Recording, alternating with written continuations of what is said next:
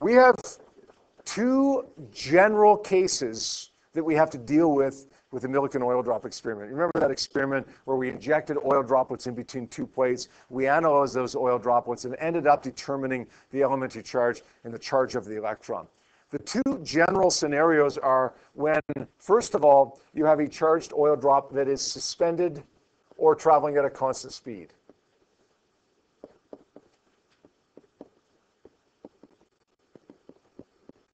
When an oil drop is suspended, it means the forces are balanced. When it's traveling at a constant speed, it means the forces are balanced. You guys remember Newton's first law back in Physics 20.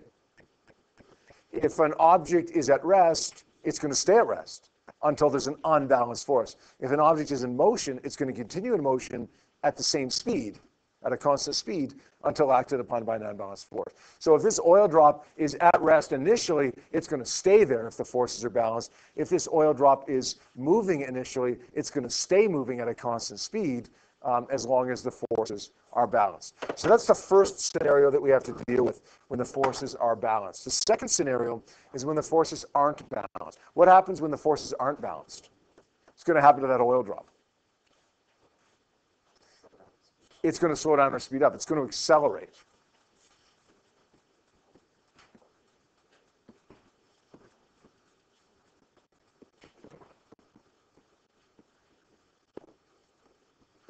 Now let's take a look a little bit more closely at the suspended ones, or the ones traveling at the constant speed, the ones where the forces are balanced. It's going to look something like this. Two plates. One is going to be positive, one is going to be negative. We'll draw the top plate positive, the bottom plate negative. We'll put a little negative oil droplet in there. That's going to experience two forces. What's one force that oil drop experiences? Gravity, and it's going to act down always, right? What's the other force that it experiences? The electric force. Which way does it act? It's going to act up, yeah. Now, in this case, if we're assuming this is suspended or traveling at a constant speed, then those two forces are going to be the same as each other. They're going to be balanced, right, Austin? If they're balanced, we're going to say Fe equal to Fg, and we're going to replace those with some equations. Q times E is equal to M times G. Typically, at this point, we solve for Q, and we would find that it was either 1.6 times 10 to the minus 19 or a multiple of that.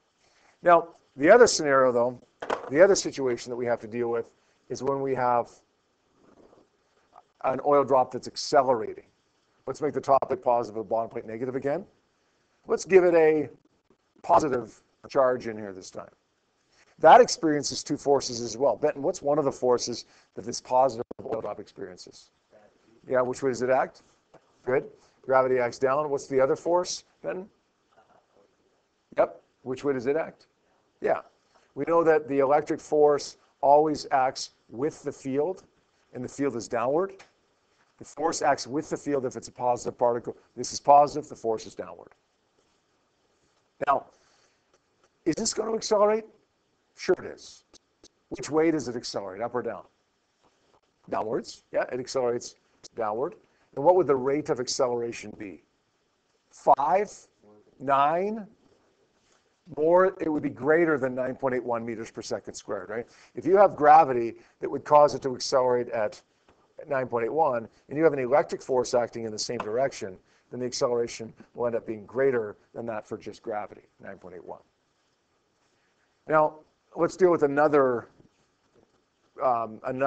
charged oil drop in the same category as the first one, an accelerating oil drop. But this one this time is going to be negative. Let's say gravity is acting down. The electric force is acting up, opposite to the field. What do you notice about these two forces? Gravity's bigger. Yeah, gravity's bigger. Is it going to accelerate? Yes. Which way is it going to accelerate?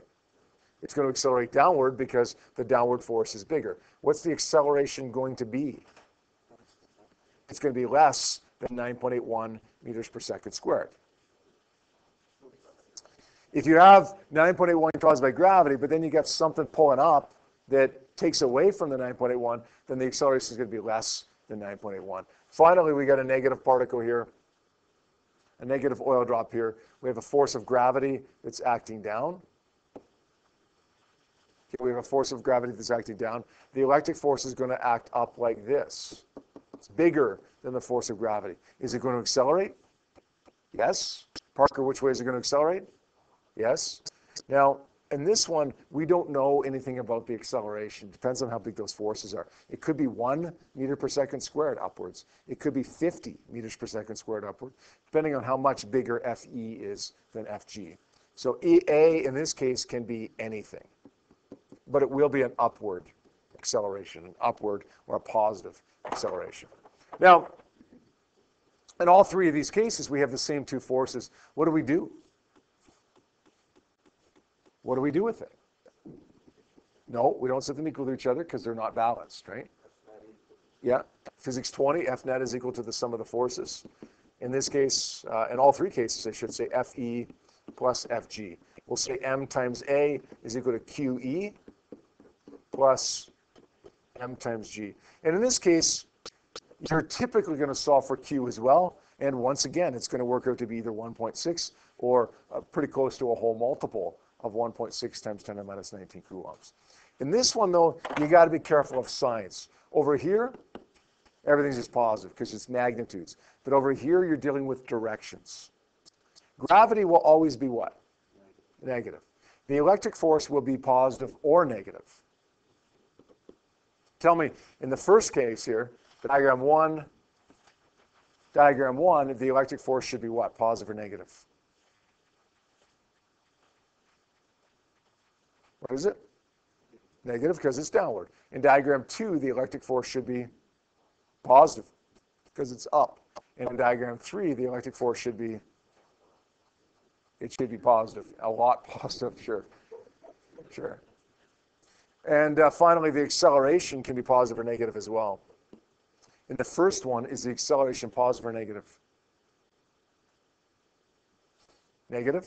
In the second one, is the acceleration positive or negative? Negative, because it's accelerating downward. And the third one, is the acceleration positive or negative? Positive, because it's accelerating upward. That's it. When you get one of these problems, especially one of these problems, draw the picture. There are some times when you might be able to solve the question without the picture, but it's a good habit to be into because it is often helpful. Now, in the first case, where they're balanced, it's not always as important to draw the diagram when the forces are balanced, but when they're not balanced, like make sure you draw that picture. Listen, even in this first one, okay, it's never a bad idea. It's just not helpful as often in the first one. You almost always need it in the second one. Let's take a look at the 4 questions that we had for homework last night on worksheet number 23. Let's go over 3 and 4 here. 3 asks me for the potential difference, and that doesn't really appear directly in the oil drop experiment. I'm not going to worry about that. We want to balance an oil drop, and I know every time I want to balance an oil drop, I set these 2 forces equal to each other. The electric force and the gravitational force. QE is equal to M times G. I got Q, I got M, I got G, solve for E. So what we're looking for, that's okay. Make sure you make Q. What's Q going to be? 5 excess electrons. 5 times, yeah, exactly. 5 times the charge.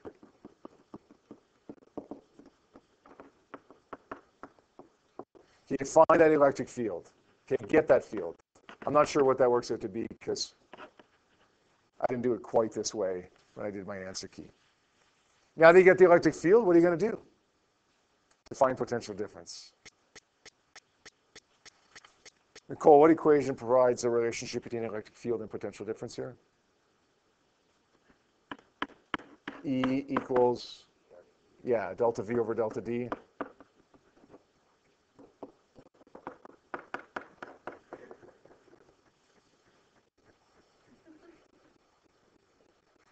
We'll multiply together, and we get a potential difference here of 3 times 10 to the 3.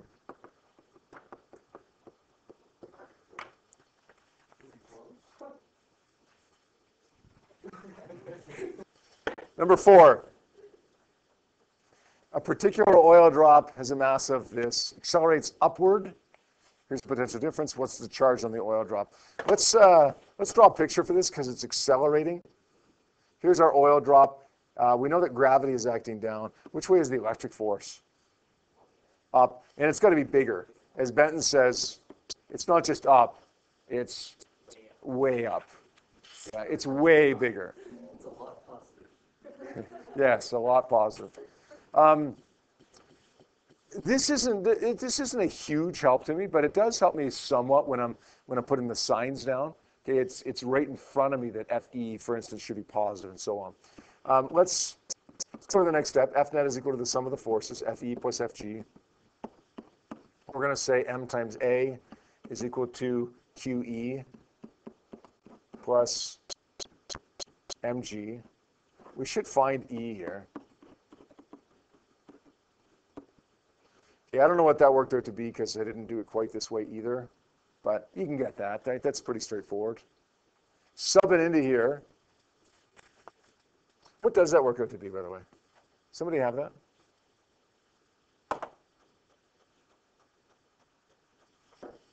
What is it? 0.57? Good. Thank you,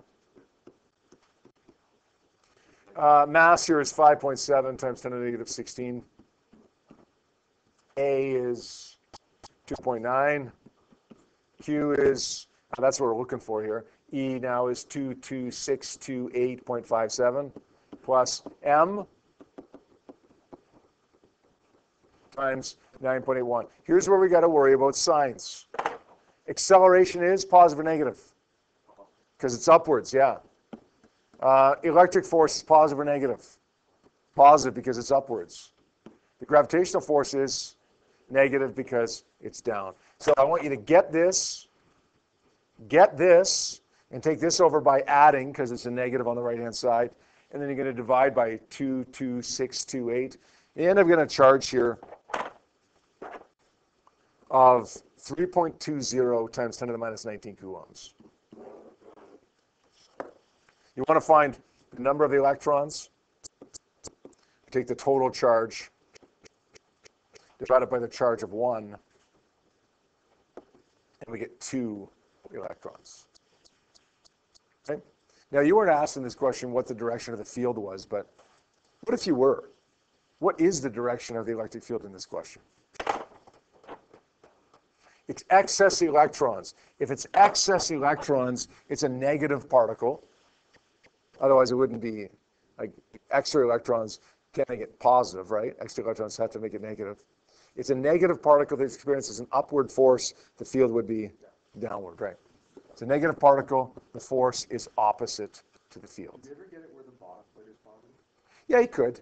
Okay, but in that case, you'd have to have a positive charge that would be suspended instead of a negative charge. Otherwise, it ends up being exactly the same. Okay? Your homework for the weekend is, he says, practice question set number 28 and question number 5 on this worksheet. You need a little bit more information, number 5. You need to know that in number 5, the electric field is pointing downward. You want to find the charge here. That includes the type. Is it positive or negative charge? And in order to determine whether it's positive or negative, you need to know which way the field is. And it's pointing downward here.